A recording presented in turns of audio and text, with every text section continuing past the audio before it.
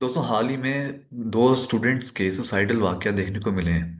एक स्टूडेंट ने सुसाइड किया, और दूसरी जो स्टूडेंट थी, उसने सुसाइड की कोशिश की, और सेम यूनिवर्सिटी में। और सेम रीज़न बताई जा रही है कि कोई एकेडमिक प्रेशर था जिसकी वजह से सुसाइड करने की उसने कोशिश की। अब हाल ही में दो स्टूडेंट्स की तरफ से कंसेक्यूटिवली सुसाइडल अटेम्प्ट देखने को मिले हैं। और वैसे भी अगर देखा जाए जनरली, आज की हमारी सोसाइटी में एंग्जाइटी और प्रेशर और डिप्रेशन, ये चीज़ें बढ़ती जा रही हैं।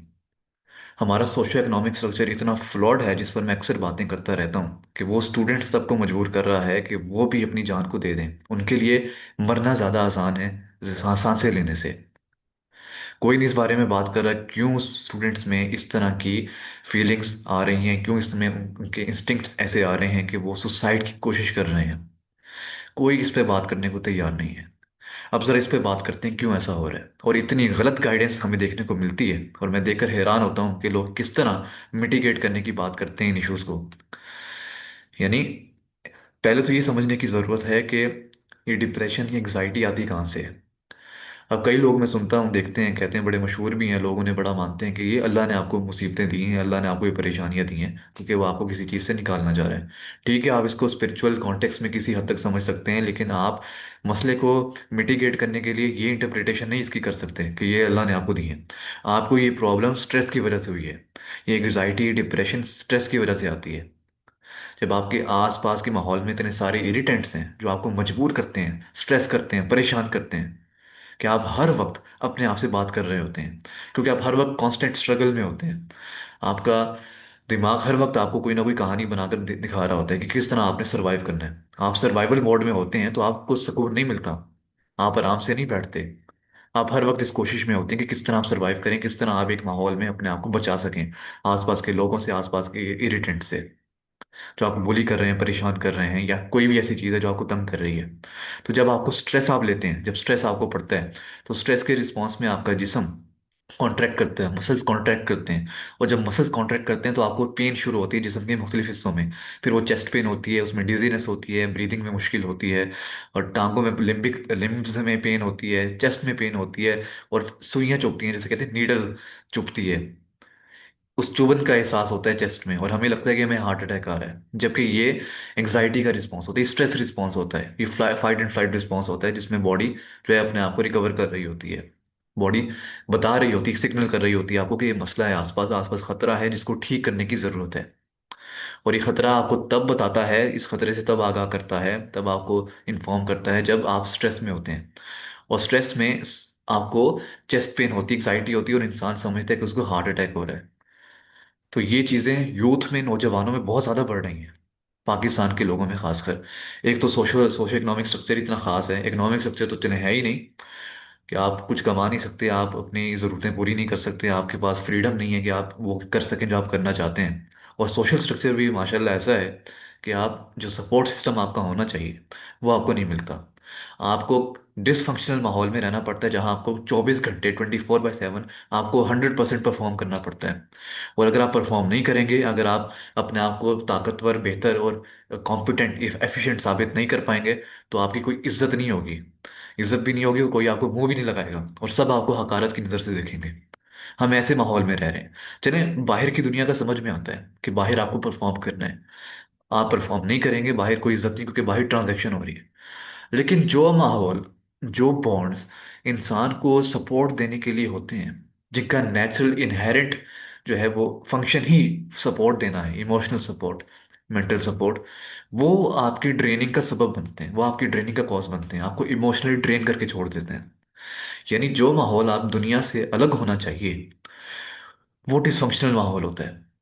चाहे वो फैमिली का हो, रिश्तेदारों का हो, जहाँ से आपको सपोर्ट मिलनी चाहिए वहाँ से आपको ड्रेन किया जाता है। वहाँ पे एग्जैक्ट वो माहौल दिया जाता है आपको जो माहौल आपको बाहर मिलता है। कांस्टेंट रेस का माहौल, परफॉर्म करो, कुछ ना कुछ करो, नहीं करोगे तो कोई इज्जत नहीं होगी, गालियां पड़ेंगी। तो तुम्हें हर वक्त परफॉर्म करना है।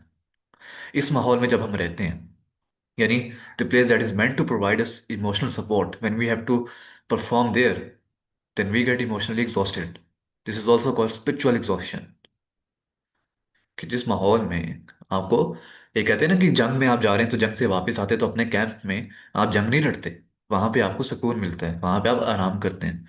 लेकिन हमारे यहाँ सोशल स्ट्रक्चर इतना फ्लॉड है, इतना स्टॉल्ड है, इतना बर्बाद हो चुका है कि यहाँ पे जहाँ पे आपको सपोर्ट मिलनी चाहिए वहां पे भी जंग लगी हुई है।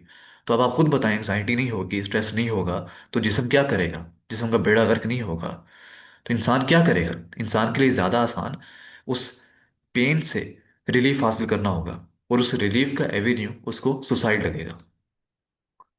यानी इंसान कितनी मुसीबतों में गया, कितना उसने बर्दाश्त किया, कितनी एक एक चीज को उसने टिक मार किया, ये भी नहीं हो रहा, ये भी नहीं हो रहा, ये भी ट्राई करके देख लिया, मसला हल नहीं हो रहा, आखिरी ऑप्शन उसको जाकर सुसाइड नजर आती है।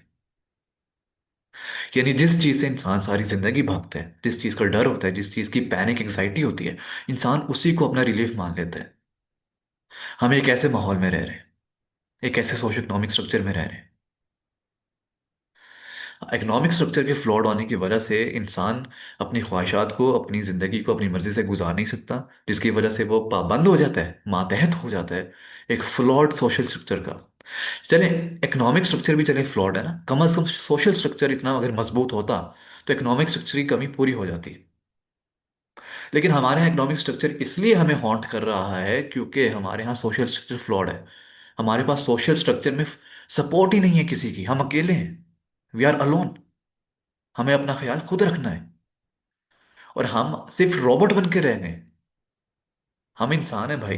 भाई आप लोग इंसान हो, जिस जिसको भी एग्जाइटी, जिस जिसको भी पैनिक है, जो भी सुसाइड सोच रहा है, भाई तू इंसान है। तू परफॉर्म करने वाली मशीन नहीं है। You are not a robot कि तुम्हारी तब इज्जत हो जब तुम काम करोगे, और तुम्हारी इनहेरेंटली कोई इज्जत नहीं। कोई नहीं इज्जत दे रहा। जब तुम्हें परफॉर्मेंस पर इज्जत मिल रही है, डिसफंक्शनल माहौल में रह रहे हो, चाहे वो बाहर है, वो फैमिली में कहीं भी है, वहां पे तुम्हें इज्जत नहीं मिल रही, सिर्फ परफॉर्मेंस पे इज्जत मिलती है, तो इज्जत मांगना बंद कर दो। अपने आप को इज्जत दो।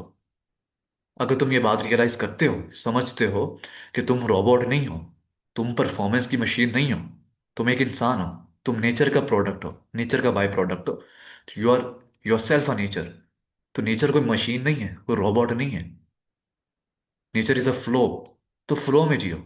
अपने आप को कंट्रोल ना करो। अपने आप को ठीक करने की कोशिश मत करो that you are someone to be rectified. You are not someone to be rectified. You need to live your life in a flow. जैसे हो बिल्कुल ठीक हो, अपने आप को ये यकीन दिलाना बहुत ज़रूरी है। नहीं तो अगर अपने आप को स्ट्रेस दोगे, स्ट्रेस क्यों देता है इंसान? एंग्जाइटी किस बात की, किस बात का डर है, किस बात का स्ट्रेस है जिसकी वजह से एंग्जाइटी है, प्रेशर है और चेस्ट पेन होती है, पूरे जिस्म में दर्द है? ये किस बात का स्ट्रेस है? परफॉर्म ना करने का स्ट्रेस है, सर्वाइवल के ना होने का स्ट्रेस है। तुम्हें यही डर है कि अगर मैं, बॉडी यही अलार्मिंग सिचुएशन बताती है ना, इसी बात से, इसी खतरे से इन्फॉर्म करती है कि तुम अगर परफॉर्म नहीं करोगे, तुम कुछ सही नहीं कर रहे, तो तुम्हारा जो है सर्वाइवल खतरे में है। तो तुम्हें इसी बात का डर है कि तुम परफॉर्म नहीं कर पा रहे, तो ना करो परफॉर्म। तुम्हें परफॉर्म क्यों करना है? तुम मशीन थोड़ी हो, रोबोट थोड़ी हो, इंसान हो। तुम्हारे जो इमोशन है, लोग तुम्हें कहते हैं तुम बड़े सेंसिटिव हो, बड़े डर रहे हो, ये है मसला, वो मसला है। तो भाई तुम इंसान हो, तुम रोबोट नहीं हो। उनको तकलीफ इस बात की कि तुम उनके लिए परफॉर्म नहीं कर रहे, उनके लिए अच्छा नहीं बन के दिखा रहे ताकि उनको अच्छा लगे।